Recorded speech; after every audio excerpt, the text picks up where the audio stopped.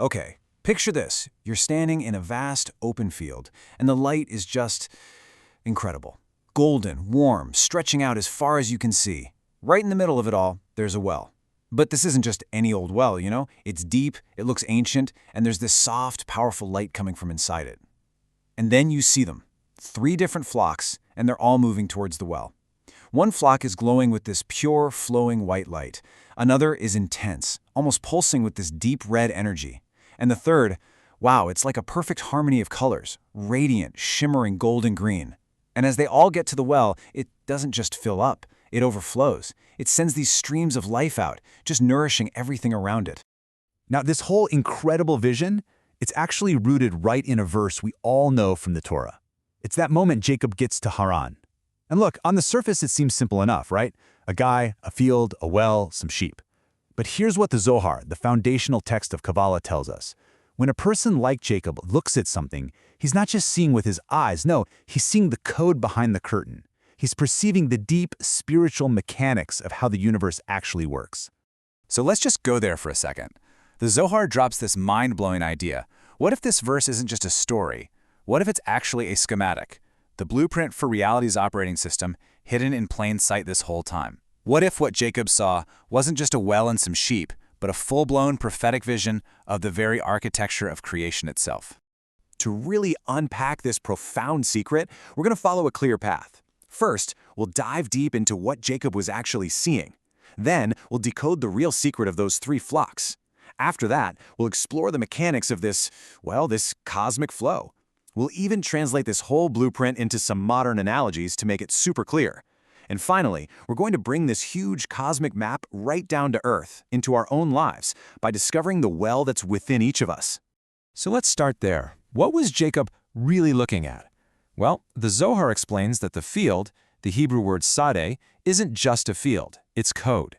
He wasn't just in some pasture, he was perceiving what the Kabbalists call the field of holy apples, and that is a mystical term for Malkut, which means the kingdom. Think of it as the foundational plane of our reality. It's the stage where all of that divine energy finally shows up, where it becomes physical and real. Okay, so if the field is our reality, then it makes sense that the well and the flocks aren't just a well and some flocks either. And this is where the Zohar really pulls back the curtain on the whole thing. These 3 flocks, they represent the primary spiritual energies that build and sustain every single thing that exists. First off, the well itself, the bee. The Zohar identifies it as the Sefirot of Malchut. Let me put it this way. If the divine source is like a projector, Malchut is the screen. Everything you see, everything you touch, everything you experience, that's the movie playing out on the screen. And that's such a powerful idea, right? Because it means our physical world isn't some lesser fallen reality. It's the ultimate destination. It's the vessel that was designed to receive and manifest all of that divine light. And those 3 flocks, the ones feeding the well, they are the 3 central pillars of the Sephirotic tree. That's the mystical map of divine attributes that pour all their energy into Malkut. The first flock is Chesed, or kindness. That's the energy of unbounded love, of giving, of expansion. The second is Gevura, or strength.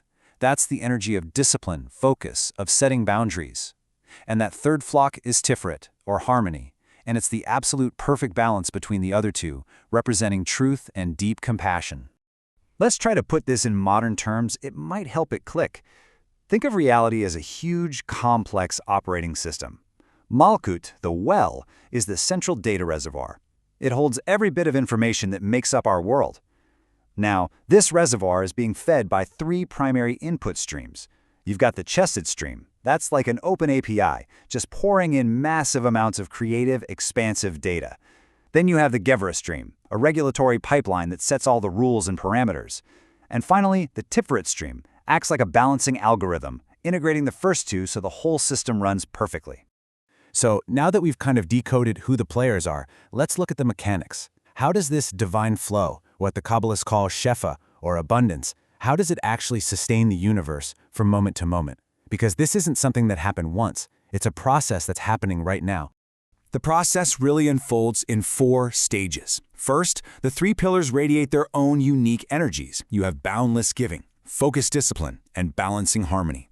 Second, these energies don't just smash together, they converge in a very precise, harmonious blend. Third, the well of Malkut fills up with this perfectly balanced energy, becoming this huge reservoir of life-sustaining potential. And fourth, once it's full, it overflows. And that overflow, that is the sustenance that nourishes all worlds, all realities, and every single one of our souls. Let's actually break this down by the numbers, because in Kabbalah, numbers aren't just about counting. They are deep, profound symbols. And it all starts with the number 3. We have 3 primary pillars: right, left, and center. Kindness, strength, and harmony. This is not a random setup. This is the fundamental triad that the entire emotional and spiritual structure of the cosmos is built on. And then, those 3 distinct forces become one. They don't stay separate, they all converge, and they unify inside that single well of Malkut.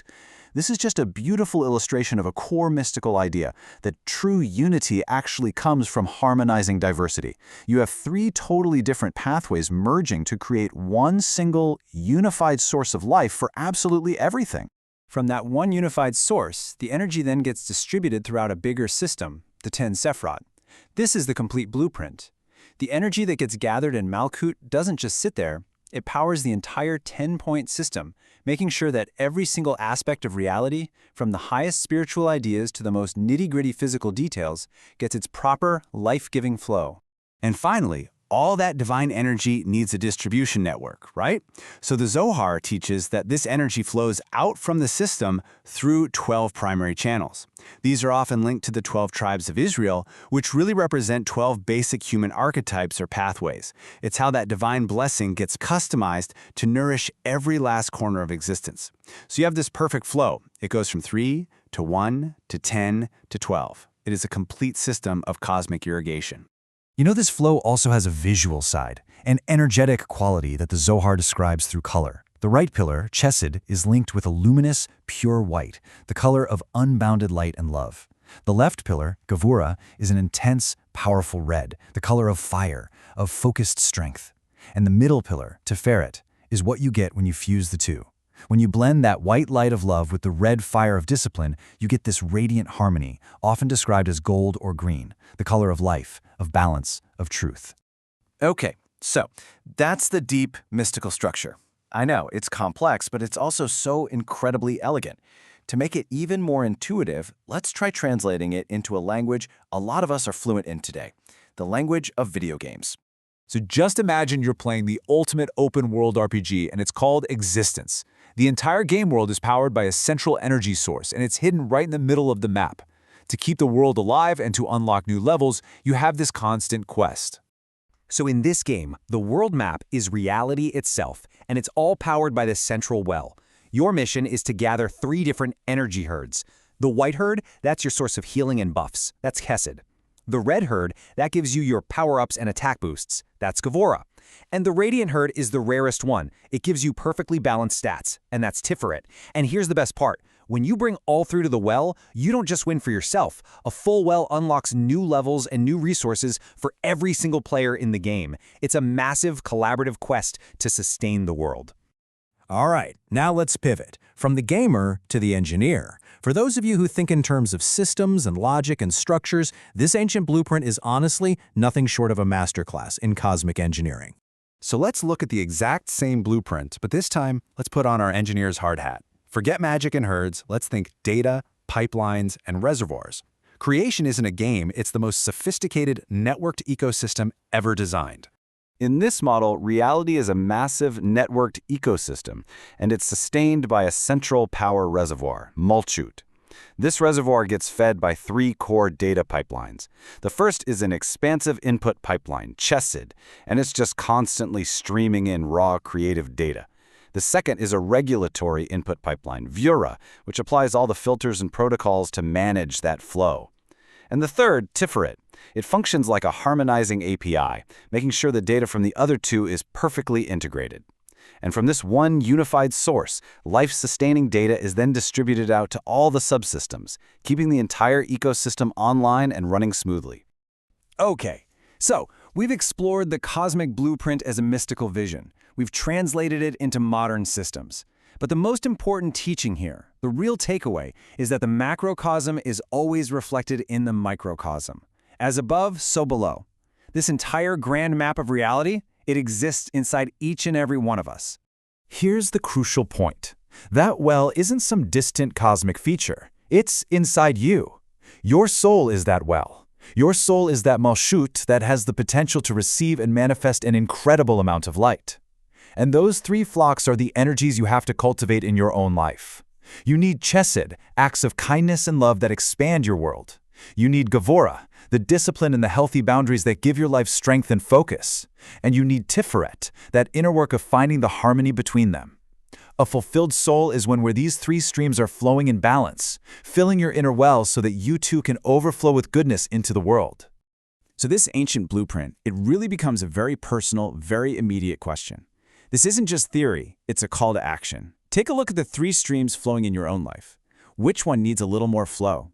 Is it that white stream of kindness, the red stream of discipline, or that golden stream of harmony? The blueprint is in your hands. So the real question is, how are you going to fill your well this week? Thank you for joining us for this complete journey through the Part S. We hope these ancient truths help you and your family improve your own dimensions this week. If you enjoyed this full chapter deep dive, please like, subscribe, and share which part of the journey touched your soul in the comments. We'll see you in the next chapter.